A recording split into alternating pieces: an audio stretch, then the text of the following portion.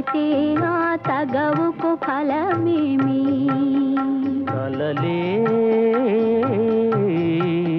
నా కలలో నీవే కనబడితే ఆ చొరవకు బలమేమి?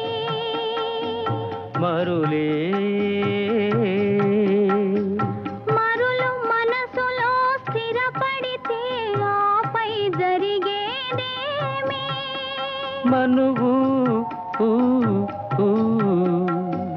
మనువై ఇద్దరు ఒకటైతే ఆ మనుగడ పేరేమి? సంసారం